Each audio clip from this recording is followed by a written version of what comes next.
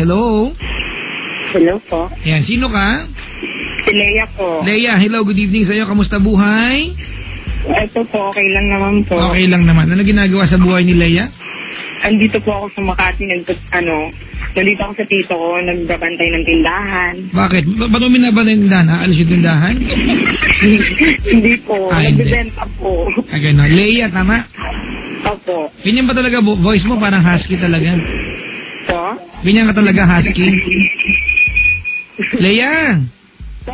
Baba ko na lang kayong telepono, kaya patayin yung radyo mo. Ha? Okay na po. Oo. Alam niyo namang mag-feedback lalakasan niyo pa. Chusera. Pasensya na po. Kiss mo ako. Pakalanda. Okay, estudyante ka ba, Leia? Hindi po. Anong ginagawa mo sa buhay talaga? Yun nga po, nagtatrabaho ko sa tita ko. So naghahanap buhay ka na talaga? Opo. Pero nag-aaral sana, kaso lang financial problem po, ganyan. Konting sipag lang. Alam mo, may paraan na lahat ng bagay, di ba? Apo, nagsisaga naman po. Importante, huwag kang hihintong mangarap. Apo. Nasa gitna ka ba ng EDSA ngayon? Pa? Nasa gitna ka ba ng EDSA? Ha? Pa? Nasa gitna ka ba ng EDSA ngayon? Hindi, malapit lang po sa sa highway. Oo, kasi parang ang daming dumadang bagon. Dali, kwentuhan mo ko. 17 ka, di ba? Pa? Paulit-ulit naman ako. 17 ka, di ba? Opo. Alright. Sige, ano ang paglilingkod ko sa'yo? Ayun po, hindi lang po sana ako ng payo sa inyo, Papa Jack. Kwentuhan mo ko, dali. Ganito po kasi, yun na po, nagmamahal po ako. Dumating po sa point na nasaktan po ako. Normal yun. Ako po kasi yung iniwan ng boyfriend ko. Malas ka. Ano ako Ganito po kasi yun. Gano'ng katagal na ba kayo niyan? Break na po kami ngayon. Bali, nagtagal po kami 2 months po. Ba't kaya nag-iwalay? So sabi niya po, ipopokus daw po yung sarili niya sa family niya, sa work niya. Okay. So, huling sabi, nakakagulo ka. Opo, parang ganun ang niya. Tapos, yun po, bali magkapit-bahay lang po kami dito sa Makati. So, nakikita mo siya araw-araw ngayon? Opo, everyday po. Ang sakit nun. May girlfriend na ba siya ngayon? Yun nga po, masakit po, Papa Jack, kasi yung girlfriend niya po, kasama ko po sa work. Tindahan din? Hindi po. Bali sa bahay po siya. Katrabaho mo? Opo.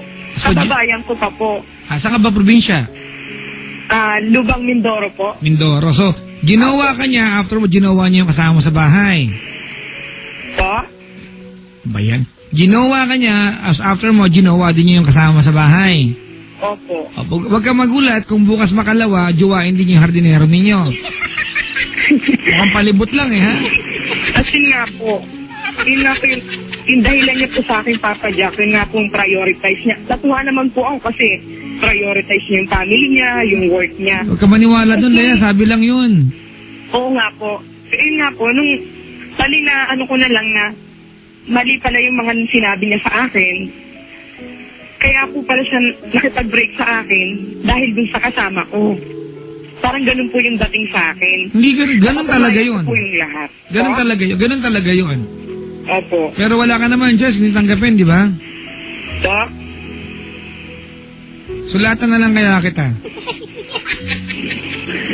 Sabi ko, wala ka naman choice kundi tanggapin, di ba? Opo. E di anong tanong mo ba sa akin? Paano talaga kung manual po siya. Leia! Po. Naka-wireless ka ba? Leia! Po. Naka-wireless ka ba? Hindi po. Anong gamit mo? Bakit wala kang signal? Ano po? Cellphone po. Sosyal. Hanap ka ng signal, namamatay-matay signal mo eh. Ay, nawawala po. Pasensya na po. Sige. Ano ba tanong mo sa akin? Pa? Ang pusang gala naman. Paulit-ulit naman ako sa'yo. Ano ba tanong mo sa akin? Nga po. Na ano po. Kasi mahal ko pa po siya hanggang ngayon. Wala ka ng choice. Kung tanggapin yung katotohanan. Ika po. Pero, kaya lalo po ako nasasakti kasi araw-araw ko po siya nakikita. Yung nga wala ka ng choice eh. Diba? Kailangan mo itong pagdaanan. Wala ka namang ibang paraan, diba? Kung di tanggapin yan, diba? Opo. Oh, wala kang choice. Yun talaga, pagdadaanan mo talaga yan. Kahit anong sabihin mo, kahit anong gawin mo, yun at yun ang magaganap. Kailangan mong sanayin ang sarili mo nakikita magkasama sila kasi magjowa sila eh. Bali ngayon po, Papa Jack, parang naghiwalay na po sila. O ngayon, umaasa ka mabalikan ka. Hindi naman po. Oh. Ang sa akin lang po, yung kahit hindi na lang siya magalit sa akin kasi wala naman po siyang gagalit sa akin. Huwag mo lang intindihin kung galit siya o hindi. Anong pakialam mo kung galit siya o hindi? Di ba? Opo. Huwag mo nang pakialam mo kung galit o hindi. Ano kung galit siya? Ano kung di siya galit? Huwag hayaan mo na yun. Walang bearing yun. Hayaan mo siya. Kung galit, di hayaan mo. Kung hindi, di galit, di hayaan mo siya. Opo. Di ba? Hayaan mo siya. Unang-una, sa kwento mo sa akin, ikaw ang iniwan. Di ba? Opo. Oh. Kung siya galit, hayaan mo siya. Gumagawa lang ng paraan yan. Okay? Opo. Sige, kung nakasabay-bay itong lalaking to, may gusto ka ba sabihin sa kanya? Sige po.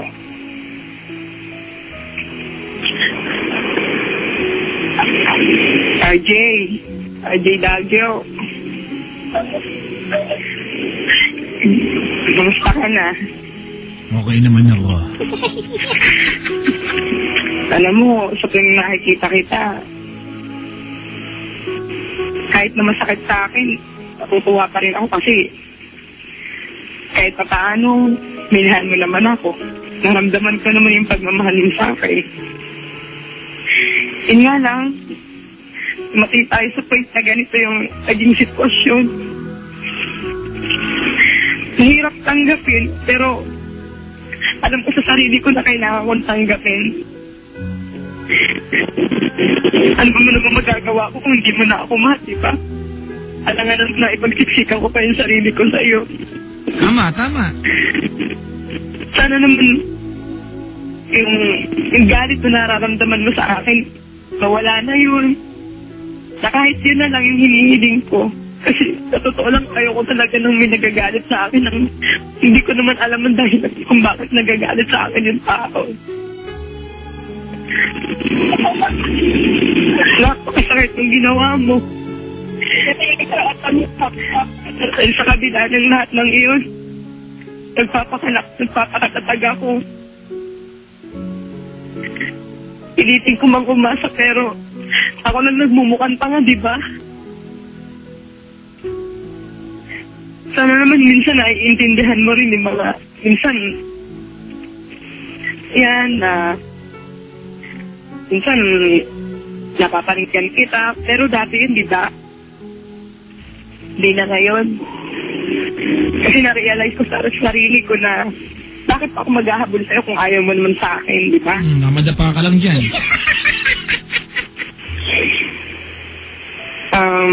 Salamat na lang sa lahat.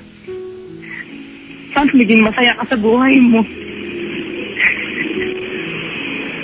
Sana maging masaya ka sa piling niya. Pakisabi na rin sa kanya na pakisabi na rin kay Chef dun sa kababayan ko po na sana maging masaya kayo. Ba't di na ka magsabi? Katrabaho mo naman yan. RJ. Okay. Salamat na lang sa lahat. Okay. Mahal kita bilang isang kakilala na lang. Yan. Iingatan na lang kita at bahala na rin sa'yo si Jesus Christ. Yun na lang. Amen. Yeah. Ganun talaga ang buhay.